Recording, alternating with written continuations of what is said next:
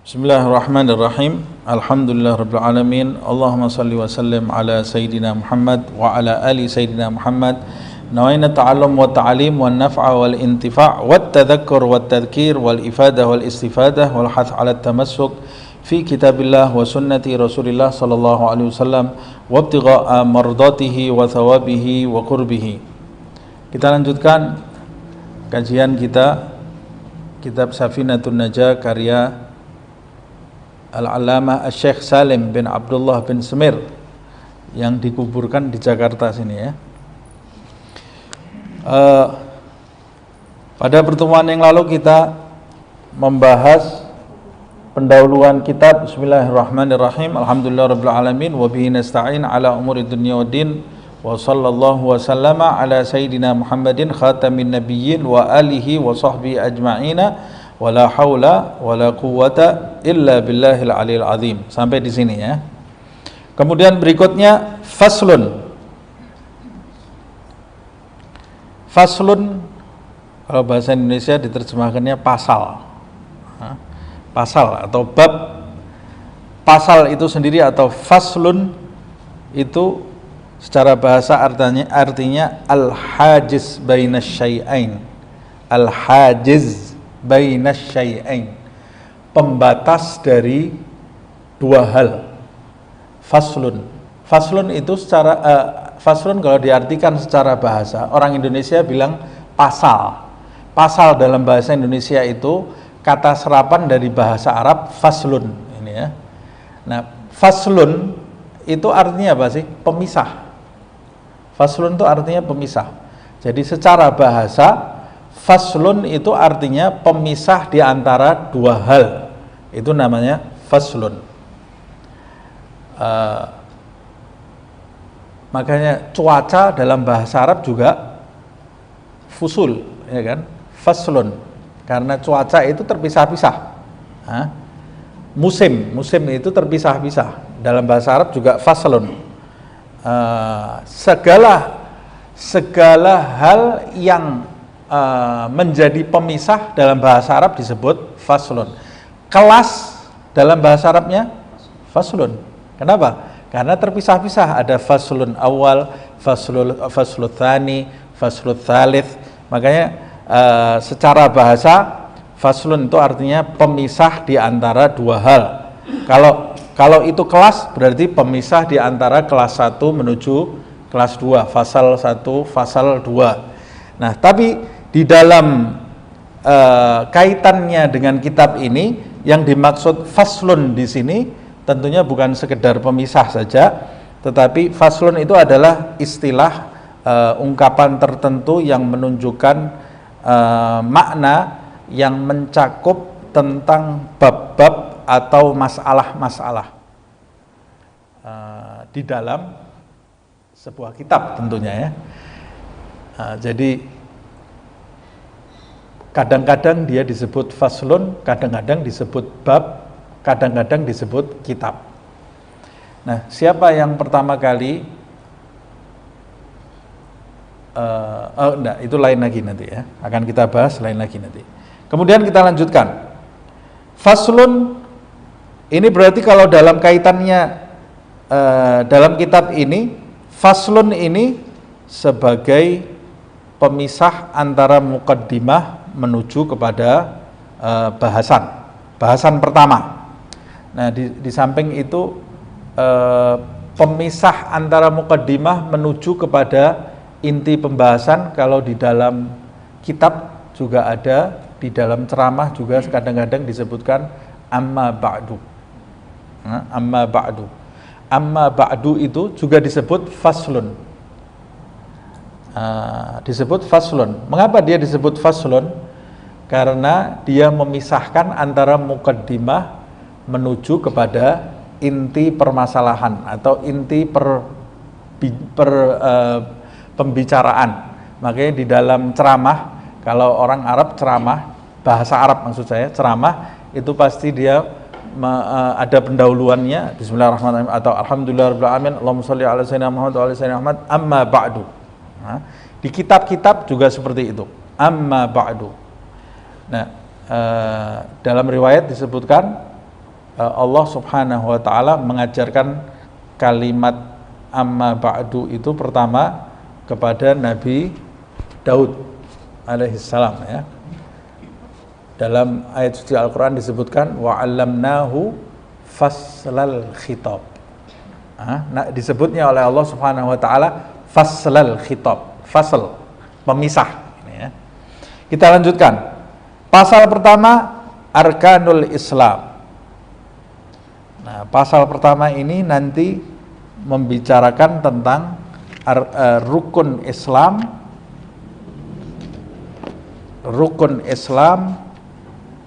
rukun iman.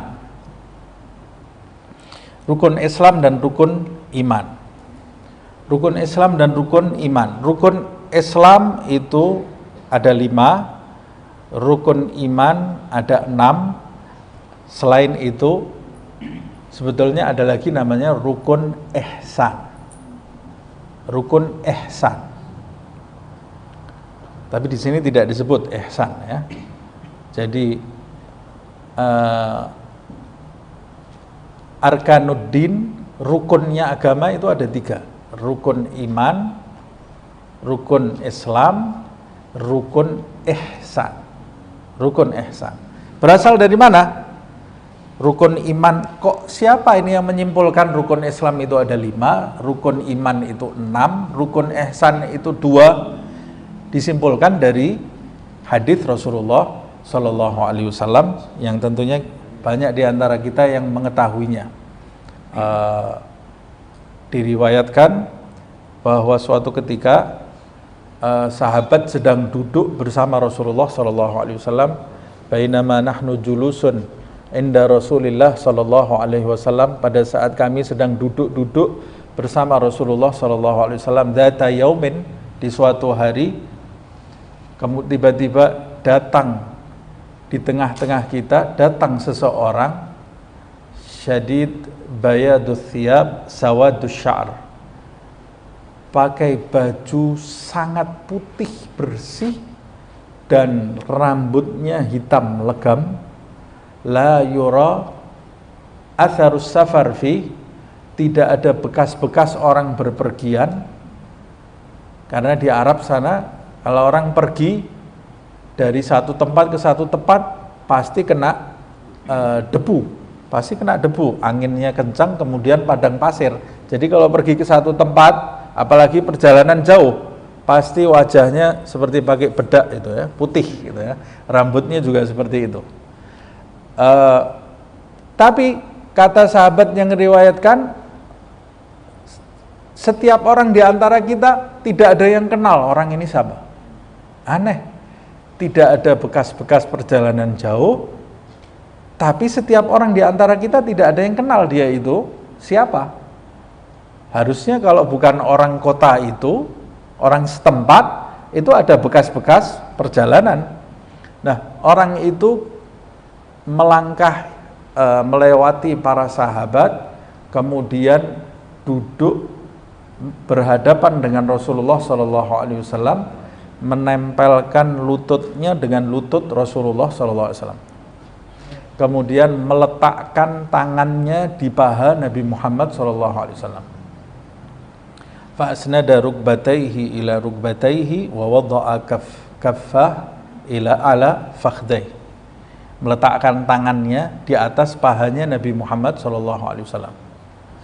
Kemudian orang itu mulai bertanya, mal Islam? Tanya kepada Rasulullah SAW, apa itu Islam? Lalu dijawab oleh Nabi, Islam itu seperti rukun Islam ini. Al-Islam anta syahada la ilaha illallah wa anna muhammadan rasulullah wa tuqimus salah wa tu'tiyaz zakah wa tasuma ramadan wa tahujjal bait in istata'ta. Kemudian orang itu mengatakan, sadaqta, benar yang kau ucapkan. Kata sahabat, aneh ini orang, tanya tapi dijawab lalu dia membenarkan, berarti dia sudah tahu jawabannya ini ya. Kemudian dia tanya lagi, mal iman, apa itu iman? Nabi Muhammad SAW kemudian menjelaskan, antu'mina billah wa malaikatihi wa kutubihi wa rusulihi wa bil yaumil akhiri wa bil qadari khairihi wa syarrihi. Iman itu beriman kepada Allah Subhanahu wa taala, kepada malaikat, kitab-kitabnya, rasul-rasulnya, kemudian kepada hari akhir dan kepada ketentuan dan ketetapan Allah Subhanahu wa taala baik atau buruknya. Orang ini berkata lagi, "Shadaqta." Benar yang kau ucapkan. Aneh, kata sahabat. Ini berarti dia sudah paham juga ini apa yang mau dijelaskan. Kemudian bertanya lagi, "Mal ihsan?" Apa itu ihsan? Dijawab lagi oleh Nabi Muhammad SAW, "Al-ihsan an ta'budallaha ka'annaka tarahu fa in lam takun tarahu fa innahu yaraka." Ihsan itu adalah engkau beribadah seakan-akan engkau menyaksikan Allah, dan jika tidak seperti itu engkau beribadah seakan-akan Allah menyaksikanmu. Jadi engkau beribadah dengan menghadirkan di dalam dirimu bahwa engkau ini sekarang sedang melihat Allah Subhanahu wa taala, maksudnya menghadap kepada Allah Subhanahu wa taala, menyaksikan rahmatnya, menyaksikan maghfirahnya. Atau kalau engkau tidak mampu menghadirkan yang seperti itu, beribadahlah dengan menghadirkan seakan-akan Allah ini sekarang sedang melihatmu dan memang benar sedang melihatmu. Kemudian dia menjawab lagi, "Shadaqta." Benar yang kau ucapkan. Lalu di akhir hadis itu dia bertanya tentang kiamat. Mata sa'ah, kapan itu kiamat? Nabi Muhammad SAW mengatakan, "Mal mas'ul bi'a'lamu minas sa'il." Kata Rasulullah, yang ditanya tidak lebih tahu daripada yang bertanya. Nah, jangan tanya waktunya kiamat, saya tidak tahu, kata Rasulullah SAW. Nah, kalau Rasulullah saja bilang kiamat tidak tahu kapan, kok ada orang yang memprediksi kiamat ini kiamat kelihatannya 50 tahun lagi. Dari mana itu 60 tahun lagi. Jangan suka memprediksi sesuatu yang kita tidak punya ilmunya sama sekali. Rasulullah sendiri yang gudangnya ilmu itu adalah Rasulullah SAW. Ketika ditanya kapan kiamat, Rasul tidak menjawab. Tidak menjawab itu. Padahal mungkin dia tahu. Tapi dia beradab kepada Allah Subhanahu wa ta'ala. Rasul tidak menjawab itu. Tapi kemudian ditanya, "Wama amaratiha?" Kalau kamu tidak tahu waktunya, apa itu ciri-cirinya kiamat? Dijelaskan oleh Nabi Muhammad SAW, "Antalidal amatu rabbataha." Ciri-cirinya kiamat itu ada seorang budak, nanti kiamat itu sudah dekat ketika ada seorang budak melahirkan tuannya sendiri. Ini sudah lewat ini ya. Sekarang budak saja sudah tidak ada ini ya. Budak sekarang sudah tidak ada. Jadi ciri-ciri kiamat ini sudah lewat. Kemudian kamu akan melihat orang yang tampilannya, casingnya ini miskin, tapi ya tatawaluna fil bunyan, punya rumah mewah, tinggi-tinggi, gedung-gedung. Ini juga sudah lewat ya. Dan Nabi menyebutkan ada 3 ciri kalau tidak salah di dalam hadis itu. Kata para ulama, ciri-ciri kiamat itu yang disebutkan Nabi, ciri-ciri kiamat yang kecil-kecil ini ya, itu sudah lewat semuanya. Sekarang kita tinggal nunggu ciri-ciri besarnya saja. Ciri-cirinya besar itu apa? Ciri-ciri besarnya nanti munculnya Dajjal, munculnya Imam Mahdi, munculnya Ya'juj Ma'juj. Yang paling besar itu matahari terbit dari barat. Itu yang paling besar. Nah, mudah-mudahan kita selamat, anak-anak kita selamat semuanya. Tapi tidak usah nakut-nakuti orang. Kita ini jangan suka nakut-nakuti orang. Buat orang itu optimis. Supaya orang itu optimis, ada harapan, masa depan yang cerah, masa depan yang baik. Jangan mempersempit hatinya orang, akhirnya sumpek hidupnya. Ini orang sudah COVID di rumah, tidak bisa kemana-mana, ditakut-takuti lagi, jadi sumpek jadi hidupnya. Nah, buat hati orang itu punya harapan untuk menjadi baik, harapan masuk surga, harapan kalau punya salah diampuni dosa-dosanya oleh Allah Subhanahu wa ta'ala. Nah, begitu yang diajarkan oleh Rasulullah SAW. Nah, kemudian siapa orang itu sebenarnya yang tanya itu? Orang itu habis tanya mengenai ciri-ciri kiamat, di dalam hadis itu diriwayatkan berdiri kemudian meninggalkan Nabi Muhammad SAW. Ini riwayat yang meriwayatkan hadis ini diantaranya adalah Sayyidina Umar bin Al-Khattab. Kata Sayyidina Umar, falabithtu maliyan. Falabithtu maliyan itu kata ahli hadis, Sayyidina Umar mengatakan, aku terdiam sejenak. Tapi yang dimaksud malian itu bukan sejenak sebetulnya. Sebagian ahli hadis mengatakan beberapa hari. Jadi Sayyidina Umar ini lihat peristiwa itu, juga beberapa sahabat lihat peristiwa itu, tidak ada yang berani tanya ke Rasulullah SAW siapa orang yang bertanya itu. Diem, tapi mereka diem beberapa hari mikir, siapa ya orang yang tadi ini tanya ke Nabi Muhammad SAW. Sampai kemudian yang meriwayatkan Sayyidina Umar ditanya Rasulullah yang tanya, ya Umar, atadri manis sa'il? Hai Umar. Jadi Rasulullah tahu ini Sayyidina Umar ini mikir terus ini, siapa yang tanya ini, tidak jelas, misterius orangnya. Hai Umar, kamu tahu tidak siapa yang tanya beberapa hari yang lalu itu? Kata Sayyidina Umar, Allah wa rasuluhu a'lam. Tidak tahu saya Rasulullah. Kata Rasulullah SAW, dzalika Jibril. Yang tanya itu Jibril. Nah, jadi Jibril datang menyerupai manusia, kata Rasulullah, atakum liyu'allimakum dinakum. Jibril itu datang menyerupai manusia, pertanyaannya bukan untuk dia, tapi dia datang ingin mengajarkan kepada kalian tentang agama kalian. Jadi pertanyaan itu sebetulnya kunci ilmu, tapi ilmunya bukan buat Jibril sendiri, karena Jibril tidak tidak buta tentang itu, tapi buat orang-orang yang ada di sekitarnya. Dari situ ulama kemudian menyimpulkan, orang kalau bertanya sesuatu yang dia sudah tahu itu tidak terpuji, kecuali kalau dia bertanya sesuatu yang dia sudah tahu untuk memberikan ilmu kepada yang lain. Yang lain itu tidak ada yang nyampe untuk bertanya seperti itu. Nah, dia bertanya supaya memberikan ilmu untuk yang hadir, yang lain. Itu sesuatu yang dibolehkan, Nah, kemudian kita lanjutkan. Jadi kita tahu sekarang dalilnya rukun-rukun ini ya. Kemudian faslun arkanul Islam.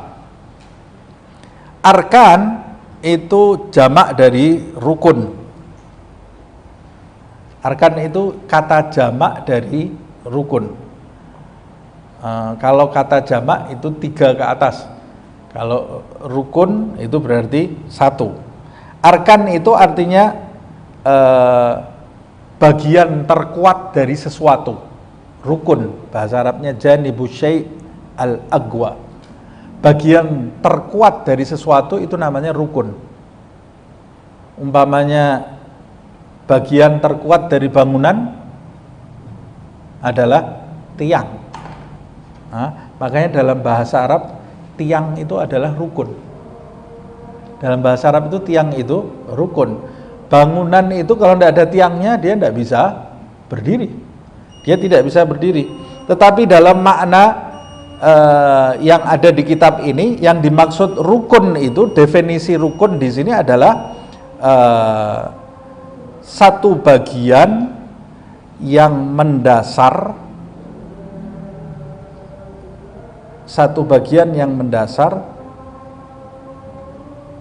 dari sesuatu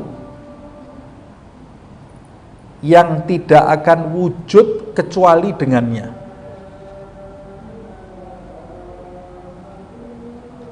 Tidak akan wujud kecuali dengannya. Nah, kalau rukun Islam umpamanya, berarti Islam itu ada rukun-rukunnya. Nah, maknanya rukun Islam adalah bagian-bagian di dalam Islam yang mendasar, yang Islam itu tidak mungkin wujud di dalam diri seseorang kecuali dengannya. kecuali dengan hal itu. Nah, itu namanya dinamakan rukun Islam. Kalau secara bahasa sederhananya, rukun itu tiang lah. Sederhananya kalau kita, orang seperti kita ini kadang-kadang kalau disuguhi istilah itu pusing kita ya. Jadi kalau sederhananya rukun itu apa sih? Tiang, sudah artikan tiang. Rukun Islam, tiangnya Islam. Tiangnya Islam ada 5. Satu tiang itu roboh, maka Islam semua roboh. Kalau orang mau disebut dirinya Islam, maka dia harus memiliki 5 tiang Islam, rukun Islam. Sedangkan Islam itu sendiri artinya secara bahasa Islam itu al-istislam wal inqiyad.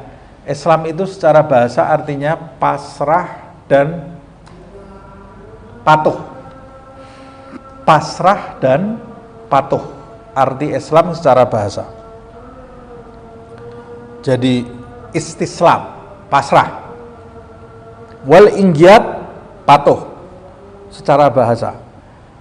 Tapi definisi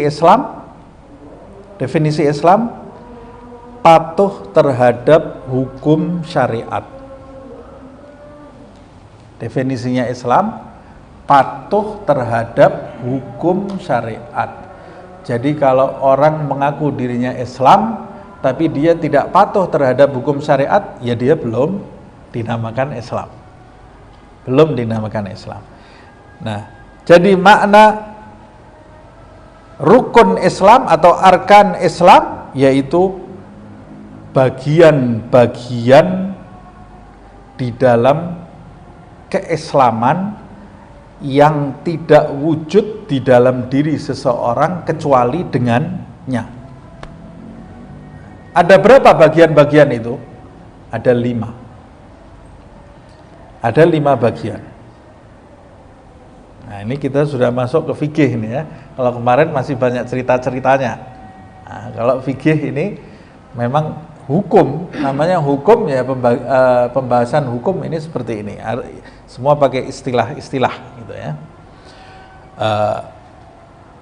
Islam itu ada 5 bagian mendasar di dalam Islam atau rukun di dalam Islam yang tidak bisa wujud di dalam diri seseorang kecuali 5-5-nya ada.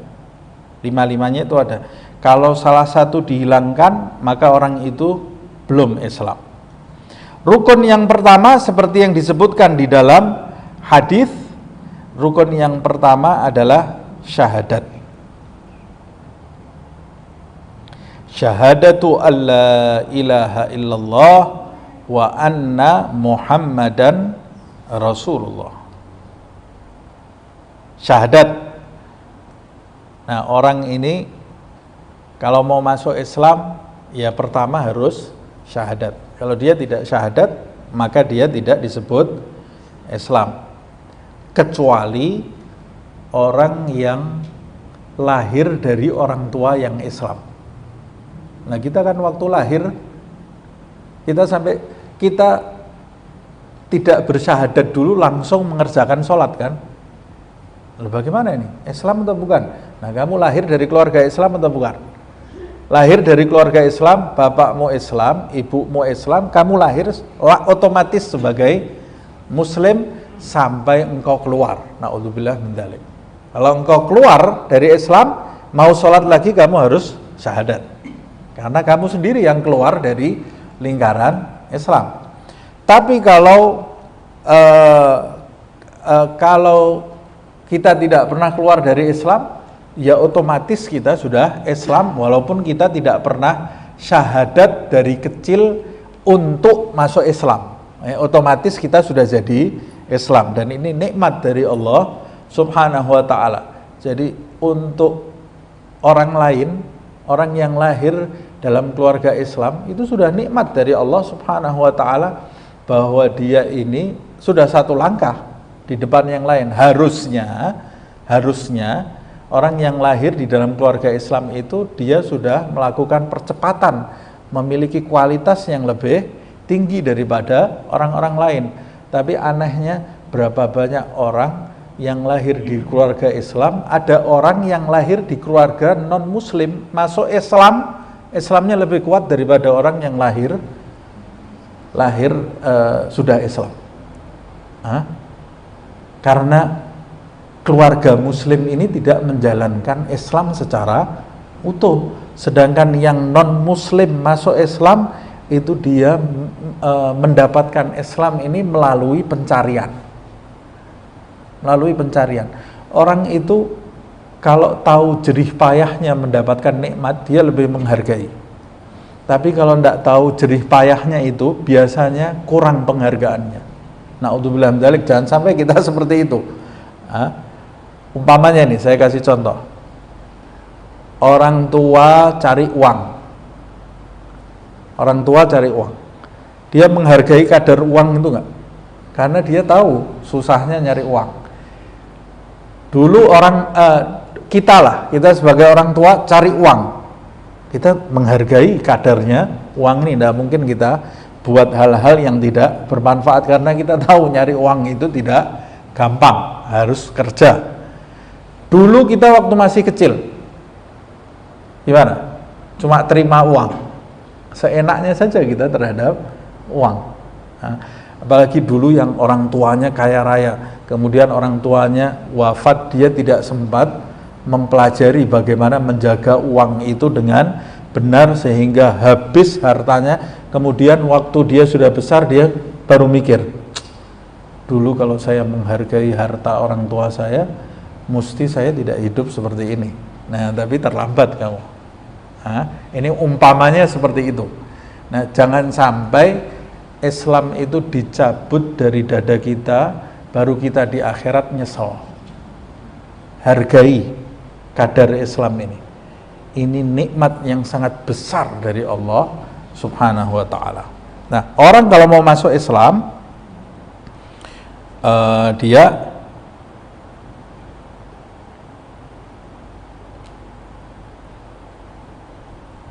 ada syarat-syaratnya ya, diantaranya dia pada waktu dia mau bersyahadat itu ada syarat-syaratnya, diantaranya dia pertama berakal. Kalau tidak berakal ya tidak bisa. Orang gila syahadat tidak dianggap.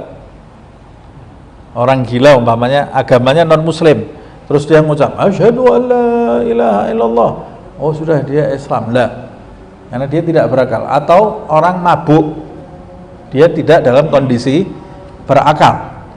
Jadi orang yang syahadatnya sah, pertama dia mengucapkan syahadat tadi dalam keadaan berakal. Yang kedua, baligh. Kalau belum baligh, jadi nanti kalau baligh dia mengulangi. Yang ketiga, ikhtiar. Nanti kita akan membahas sendiri ya bab baligh ini ya. Yang ketiga, ikhtiar. Ikhtiar itu dia atas kehendaknya sendiri dia masuk Islam itu, bukan atas paksaan. Kalau dipaksa, syahadatnya tidak sah, masuk Islamnya juga tidak sah. Nah, Abu Sufyan bagaimana? Nah, Abu Sufyan waktu itu masuk Islamnya pada awalnya ya. Pada awalnya Abu Sufyan itu masuk Islam karena takut. Karena takut, itu yang disebutkan di dalam sejarah itu ya. Sebab Nabi Muhammad SAW dengan sahabatnya dalam jumlah besar sudah siap di dekat kota Mekah, tinggal masuk kota Mekah saja habis orang Mekah itu. Nah, Abu Sufyan itu di malam hari datang menghampiri Rasulullah SAW, negosiasi dengan Nabi Muhammad SAW, sampai akhirnya dia dalam keadaan terpaksa syahadat supaya selamat posisi dia itu supaya selamat, dan itu dihargai oleh Rasulullah SAW. Sampai di antara orang-orang yang selamat itu seperti yang disampaikan oleh Nabi waktu Fathul Mekah, siapa yang masuk ke rumah Abu Sufyan maka dia aman, dihargai oleh Rasulullah SAW. Nah, Abu Sufyan itu masuk Islamnya terpaksa atau bukan? Tidak. Dipaksa atau tidak? Tidak. Terpaksa sama dipaksa itu lain. Nah, kalau yang dimaksud dipaksa di sini, yang dimaksud dipaksa itu pistol di sini, syahadat atau mati. Asyhadu alla ilaha illallah. Nah ini namanya masuk Islam dipaksa, dan ini tidak sah. Ini tidak sah. Jadi nanti kalau dia mau masuk Islam lagi, kalau dia ternyata cocok dengan Islam, ya dia harus syahadat lagi. Karena syahadatnya yang di awal itu syahadat dalam kondisi dipaksa. Dalam kondisi dipaksa. Tapi kalau Abu Sufyan waktu itu dia punya pilihan untuk tidak masuk Islam, tapi dia memilih masuk Islam. Walaupun dalam kondisi sudah terdesak, tapi dia tetap punya pilihan. Juga ada pemimpin kabilah, saya namanya lupa saya, disandra, ditawan oleh Rasulullah SAW, kalah perang, ditawan oleh Nabi Muhammad SAW. Nabi Muhammad memerintahkan dia diikat di tiang masjid, diikat di tiang masjid. Setiap tiba waktu sholat, tapi sama Nabi dikasih makan, dikasih minum, diajak senyum. Rasulullah ini tidak nakut-nakuti gitu ya, kemudian tidak nyiksa orang, enggak. Ditawan ini, diikat di tiang masjid karena dia pemimpin kabilah dan orangnya banyak merugikan perjuangan Islam ini ya. Jadi Nabi setiap hari memberi makan, memberi minum, dan setiap tiba waktu sholat Nabi melewati dia diikat di tiang masjid kan, melewati dia, kemudian sama Nabi ditawari Islam, masuk Islam yuk. Kata dia, tidak mau masuk Islam. Kemudian Nabi sholat, tidak dipaksa sama Rasulullah SAW. Kemudian adzan duhur, berangkat lagi Nabi ke masjid, ditawari lagi, ayo masuk Islam, tidak mau. Nabi sholat, tidak dipaksa, tidak terus dibunuh, tidak. Karena Allah SWT melarang memaksa orang kan, la ikraha fiddin, dilarang sama Rasulullah, tidak ada paksaan dalam beragama. Kemudian tiba waktu asar diulang seperti itu, maghrib, isya, sampai 1 hari, 2 hari, 3 hari. 3 hari, setiap mau sholat ditanya sama Rasulullah SAW. Akhirnya keesokan harinya setelah 3 hari Rasulullah jalan ke masjid, kemudian memerintahkan sahabat lepas ikatannya orang ini. Kata sahabat, ya Rasulullah, ini menguntungkan bagi kita ini, pemimpin kabilah dia punya masa banyak kok dilepas. Kata Nabi, lepas, biarkan dia lepas, biar mau kemana biarkan. Lihat ini rahmatnya Rasulullah SAW ya, dilepas. Tapi ini ada hikmahnya ini, dilepas oleh sahabat. Begitu dilepas, ini orang tanya langsung, air di mana air? Air ada di situ, cari air, berwudu. Jadi rupanya dia 3 hari itu melihat sahabat ada yang wudu, dilihat cara wudunya itu ya, dia berwudu, kemudian jalan ke depan Nabi, asyhadu alla ilaha illallah wa annaka ya Muhammad Rasulullah, syahadat di depan Nabi Muhammad. Kemudian ditanya sama Nabi Muhammad, kenapa kamu tidak dari kemarin-kemarin syahadat? Kata dia, saya takut kalau syahadatnya kemarin-kemarin nanti disangka sahabat-sahabatmu saya masuk Islamnya terpaksa. Saya mau menunjukkan kepada dia bahwa saya ini masuk Islam ikhtiar, bukan karena dipaksa. Nah, kemudian dia pulang, pengikutnya semua masuk Islam. Yang pertama tadi berakal, baligh, ikhtiar. Kemudian keempat, an-nutuq bisyahadatain, mengucapkan syahadat. Jadi harus mengucapkan asyhadu alla ilaha illallah wa asyhadu anna Muhammadan Rasulullah. Nah, inilah kemudian yang menjadi khilaf sebagian ulama Abu Thalib. Nah, ada yang mengatakan Abu Thalib itu tidak pernah bersyahadat walaupun dia beriman, tapi tidak pernah terdengar dia bersyahadat. Tapi kalau guru-guru saya, dia berpendapat Abu Thalib itu selamat, termasuk orang yang selamat.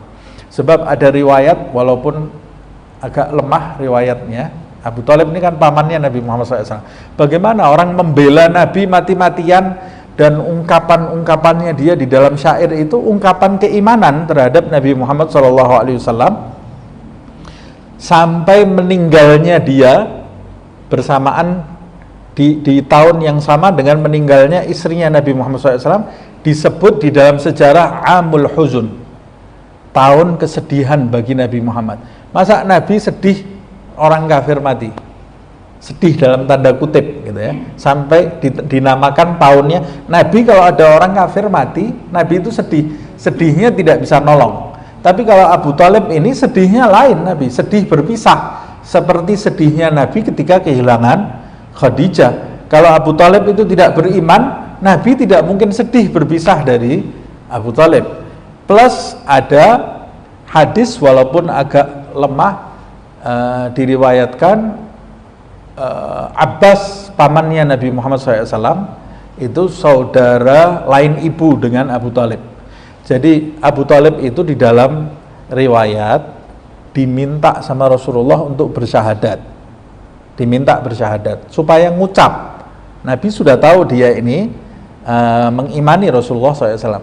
Tapi waktu Rasulullah SAW meminta bersyahadat, Abu Thalib ini matanya ngelirik ke pembesar-pembesar Quraisy waktu itu. Akhirnya dia tidak jadi syahadat. Ada yang menyimpulkan karena takut. Nah, kalau saya berkesimpulan bukan karena takut kepada pembesar Quraisy itu, tapi dia menjaga Nabi Muhammad SAW. Dia ini menyembunyikan keimanannya supaya Nabi Muhammad itu ada bempernya, ada bentengnya. Karena sepanjang dia tidak terlihat mengikuti Nabi Muhammad, dia ini masih dihargai oleh orang-orang kafir Quraisy. Makanya dia ini menyembunyikan keimanannya demi keselamatan Nabi. Nah, walaupun sudah di dalam kondisi terakhirnya, dia lihat ada pembesar-pembesar Quraisy. Kalau itu tidak ada pembesar Quraisy, dia pasti mengucapkan hal itu. Kemudian Nabi Muhammad meninggalkan Abu Thalib, keluar. Di situ masih ada Abbas. Abbas itu melihat bibirnya Abu Thalib itu bergerak. Kemudian dia tempelkan telinganya, ternyata Abu Thalib itu bersyahadat. Kemudian Nabi memberitahu, Abbas memberitahu Nabi Muhammad SAW, walaupun riwayat ini agak lemah. Nah, ada yang mengatakan di Bukhari riwayat sahih mengatakan bahwa Abu Thalib itu disiksa dengan azab yang paling ringan. Yang paling ringan, apa azab yang paling ringan di neraka? Diberi sandal, otaknya mendidih. La ilaha illallah, itu yang paling ringan seperti itu ya. Dikasih sandal, otaknya mendidih. Itu di dalam Bukhari seperti itu. Di dalam Bukhari. Nah, Bukhari itu sahih Bukhari. Disebut sahih karena perawi-perawinya itu betul-betul diseleksi oleh Bukhari. Tapi tetap saja matannya kalau bertentangan dengan yang lebih sahih atau bertentangan dengan ayat, kita juga boleh tidak menerima hadis itu. Tapi sebagian pendahulu ada yang tidak, ada yang mengatakan Abu Thalib itu selamat, tetap membaca hadis yang ada di Bukhari itu tentang Abu Thalib karena menghargai karya Imam Bukhari, Jadi Imam Bukhari itu tidak mentempel kitabnya sahih, kemudian tidak ada salahnya sama sekali. Ya pasti ada celah lah ya. Kalau hadis itu ada celah. Dia disebut Sahihul Bukhari karena sanadnya betul-betul diseleksi. Nah, apa koreksinya? Kenapa kemudian ini kalau mau dilihat dari logika ya, kata para ulama, kalau Abu Thalib itu disebut meninggal dalam keadaan kafir, dalilnya dia disiksa dengan siksa yang paling ringan, dalil ini sungguh tidak tepat, bertentangan dengan Al-Quran. Mengapa demikian? Karena di dalam Al-Quran orang-orang kafir dan orang-orang munafik itu fiddarkil asfal. Bagaimana ada orang meninggal kafir kok disiksa dengan siksa yang paling ringan? Nah, masuk dia karena ini bertentangan dengan ayat suci Al-Quran. Kalau ada orang meninggal kafir, pasti dia diletakkan oleh Allah Subhanahu wa Ta'ala di dalam neraka yang basementnya paling rendah gitu ya, paling bawah itu. Fiddarkil asfal. Kalau neraka itu darakat. Kalau surga tabaqat. Tabaqat itu tingkat ke atas. Kalau darakat itu tingkat ke bawah. Kalau surga yang paling tinggi, yang tingkatnya tinggi. Kalau neraka yang paling serem itu yang tingkatnya paling bawah sendiri, yang paling di bawah sendiri. Itu tempatnya orang-orang munafik dan tempatnya orang-orang kafir, dimasukkan ke dalam neraka itu kemudian ditutup seperti presto ya, ditutup. Naudzubillah min dzalik, panasnya tidak keluar. Naudzubillah min dzalik, sudah tidak ada harapan sama sekali, tidak ada harapan. Dia teriak ya Allah, tidak digubris oleh Allah. Kata para ulama, siksa penduduk neraka yang paling berat itu suaranya tidak didengar lagi oleh Allah. Allah tidak mau dengar dia lagi. Sudah tidak ada harapan sama sekali. Kalau suara kita masih didengar itu masih ada harapan. Kayak kita kalau dimarah sama ibu kita, kemudian tidak diajak ngomong, itu sudah hilang harapan itu ya. Lebih baik dipukul atau dicubit sampai merah, itu malah nggak ada masalah, ada respon gitu ya, mesti ada harapan. Tapi kalau sudah buang muka ibu kita, wah habis kita ini, buang muka ini ibu kita, tidak ada harapan lagi ini ya. Naudzubillah min dzalik. Nah, bagaimana kalau yang buang muka dalam tanda kutip Allah Subhanahu wa Ta'ala? Itu orang-orang kafir dan orang-orang munafik. Jadi dari riwayat ini, matannya ini sudah tidak pas kalau dijadikan dalil bahwa Abu Thalib itu mati kafir. Plus sebagian besar ulama berpendapat Abu Thalib itu najah, selamat, tidak disiksa setitik pun, selamat. Jadi Abu Thalib itu termasuk orang yang mengucapkan syahadat, Kemudian wal mualah itu antar syahadat, kesaksian kepada Allah dan kesaksian kepada Rasul tidak boleh putus, harus berkesinambungan. Kalau ada orang gini, asyhadu an la ilaha illallah, mau masuk Islam ya, asyhadu an la ilaha illallah, minum air dulu, wa asyhadu anna Muhammadan Rasulullah, tidak sah, harus diulang lagi. Karena tidak boleh terputus antara syahadat, kesaksian atas keesaan Allah dan kesaksian atas Nabi Muhammad SAW adalah pesuruh Allah Subhanahu wa Ta'ala. Jadi harus asyhadu an la ilaha illallah wa asyhadu anna Muhammadan Rasulullah. Kalau tarik nafas boleh, tidak boleh. Kalau normal masih tidak apa-apa. Tapi mualah di sini maksudnya tidak ada jeda yang terlalu lama. Yang terakhir tertib. Kalau syahadatnya asyhadu anna Muhammadan Rasulullah wa asyhadu an la ilaha illallah, tidak sah. Harus tertib. Asyhadu an la ilaha illallah terlebih dahulu, baru asyhadu anna Muhammadan Rasulullah. Yang namanya syahadat itu syahadatain, harus dua. Kalau syahadatnya satu saja, itu berarti seperti syahadatnya orang Yahudi sama orang Nasrani. Syahadatnya satu saja, asyhadu an la ilaha illallah, Muhammad Rasulullahnya dia tidak mau, tidak sah. Dia yakin Allah Subhanahu wa Ta'ala itu tidak ada Tuhan selainnya. Sekarang saja kan mereka ada khilaf itu, trinitas itu ya, malah bikin pusing sendiri. Kalau kita tanya jawabnya muter-muter terus, tiga dalam satu, satu dalam tiga, apa tidak paham itu maksudnya ya. Ini tidak maksud menghina, tapi memang membingungkan apa yang mereka jelaskan. Karena saya sering juga berdiskusi dengan beberapa sahabat-sahabat saya yang Nasrani, ya jawaban mereka hari ini dengan besok beda dalam menjelaskan konsep Trinitas itu. Nah, ini Syahadat yang pertama adalah rukun yang pertama adalah syahadat. Nah, ini sampai kita belum membahas, tapi ini sudah termasuk bagian dari dalam fikih tadi ini ya. Syahadat itu sendiri, syahadat itu artinya at-tayaggun wal i'tiqad. Syahadat itu apa sih? Syahadat itu keyakinan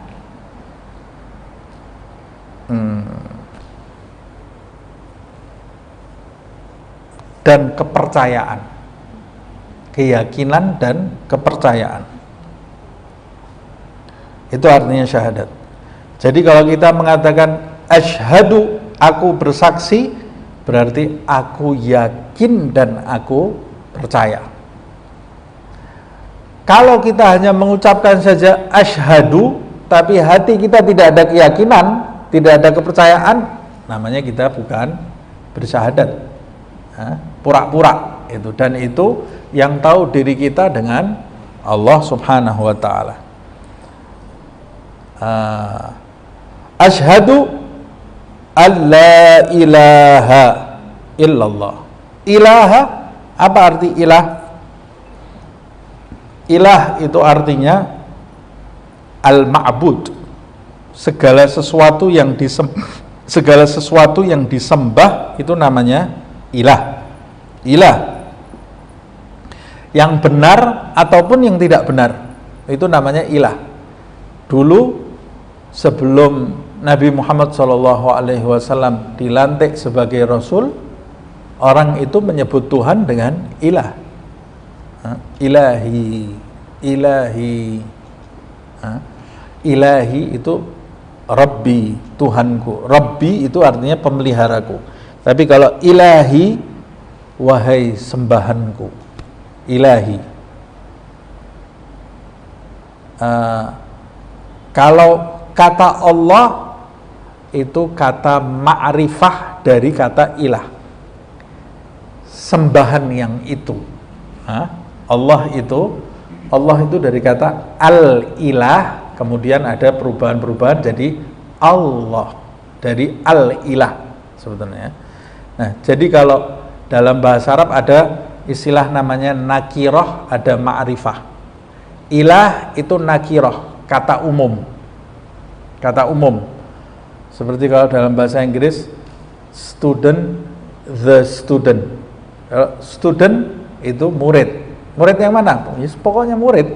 Nah, ilah itu seperti itu. Tuhan yang mana nih? Tuhan itu namanya sesembahan. Tuhan apapun, Tuhan manapun, itu ilah. Tapi kalau Allah itu the God, Tuhan yang itu, sesembahan yang khusus. Nah, yang memberi nama Allah itu siapa? Allah sendiri. Allah sendiri yang memberi nama dia dengan Allah. Harusnya kan al-ilah, tapi Allah memberi namanya dengan Allah waktu turun surat Al-Ikhlas. Kalau tidak salah saya sudah pernah menyampaikan ini ya. Orang kafir datang ke Rasulullah SAW, ya Muhammad, kamu ini nyembah Tuhan satu, apa doa kamu ini diterima? Kamu ngajak kita nyembah Tuhan satu, kita ajak Tuhannya 360, doa tidak diterima terus kok. Tuhan kita ini ada 360 di dalam Ka'bah, kita doa setiap hari nggak keterima doa kita. Nah, kamu mau mengajak kita nyembah Tuhan kamu yang satu itu, dia nyebutnya Rabb, Rabb. Kemudian turun ayat Qul huwallahu ahad. Dia yang disebut-sebut Tuhan Muhammad itu adalah Allah, Allah sendiri. Qul huwa, dia sembahannya Muhammad itu Allah. Qul huwallahu ahad, dia yang Maha Esa. Allahus samad, dia tempat bergantung, tidak seperti berhala-berhala kamu. Lam yalid walam yulad, tidak beranak, tidak diperanakkan. Walam yakun lahu kufuwan ahad. Nah, kalau kata ilah berarti segala sesembahan. Berarti makna la ilaha illallah, tidak ada sesembahan selain Allah. Tidak ada Tuhan mau Tuhan dalam bentuk apapun itu tidak ada. Tuhan yang betul hanya Allah, sesembahan yang betul hanya Allah subhanahu wa ta'ala. Wa anna Muhammadan Rasulullah, kita sudah bahas itu makna Muhammad apa, Rasulullah apa, sudah kita bahas ini di tempatnya Hari sama Evi, sudah kita bahas. Jadi yang belum kita bahas hanya ilah saja. Allah juga sudah kita bahas maknanya. Berarti makna syahadatu alla ilaha illallah wa anna Muhammadan Rasulullah, rukun pertama di dalam Islam adalah yakin dan percaya bahwa tidak ada sesembahan yang benar yang disembah di alam semesta ini kecuali Allah subhanahu wa ta'ala, dan junjungan kita Muhammad sallallahu alaihi wasallam adalah utusan Allah kepada bangsa manusia dan bangsa jin secara keseluruhan. Nah, itu makna dari syahadatu alla ilaha illallah wa anna Muhammadan Rasulullah. Ini rukun pertama dari rukun Islam. Kita lanjutkan rukun berikutnya di malam Jumat depan insyaallah. Jam berapa ini sudah? Saya tidak kelihatan jam, soalnya tidak ada jam di depan itu. Nah, makanya sudah lewat ini. Terlihat dari pandangan matanya sudah mulai kabur semuanya. Makanya saya stop ya. Nah, karena ilmu kalau terlalu banyak nanti bosan. Lebih baik sedikit-sedikit tapi rindu. Nabi Muhammad di dalam riwayat juga disebutkan kalau menyampaikan nasihat, Nabi Muhammad itu ghibban, jarang-jarang dan tidak panjang-panjang. Jadi kalau memberi nasihat orang, apalagi anaknya sendiri, ini anak di rumah ini jangan saya, kamu jangan gini, 2 detik lagi, kenapa kok gitu, 3 detik lagi, ya Allah kan sudah saya bilang. Lama-lama kita nanti tidak dihargai, sudah sering ngomel terus, ngomong terus. Kalau memberi nasihat itu jarang-jarang dan singkat, jelas, padat. Jangan panjang. Tidak ada yang didengar satupun. Nah, mudah-mudahan ini bermanfaat untuk kita. Kita sampai di rukun Islam yang pertama. Amalkan di dalam kehidupan sehari-hari. Ketemu besok malam Jumat, panjang umur, sehat walafiat, dalam keadaan yang lebih baik. Kita pelajari rukun Islam yang berikutnya, yang kedua. Semoga Allah subhanahu wa ta'ala menyempurnakan Islam, iman, ihsan di dalam hidup kita, dan dijadikan kita termasuk orang-orang yang memiliki keyakinan, memiliki kepercayaan kepada Allah subhanahu wa ta'ala dan Nabi Muhammad SAW, dan segala sesuatu yang disampaikan oleh Allah melalui lisan Nabi Muhammad SAW, kepercayaan yang menjadikan kita mendapat ridha Allah subhanahu wa ta'ala fid din wad dunya wal akhirah, keyakinan yang menjadikan kita kelak dikumpulkan bersama baginda Nabi Muhammad SAW tanpa susah-susah, tanpa didahului banyak ujian, tanpa didahului siksa, tanpa didahului fitnah, tanpa didahului azab. Amin ya rabbal alamin. Ala hadhihi niyah wa ila hadratin Nabi Muhammad SAW. Al-Fatihah.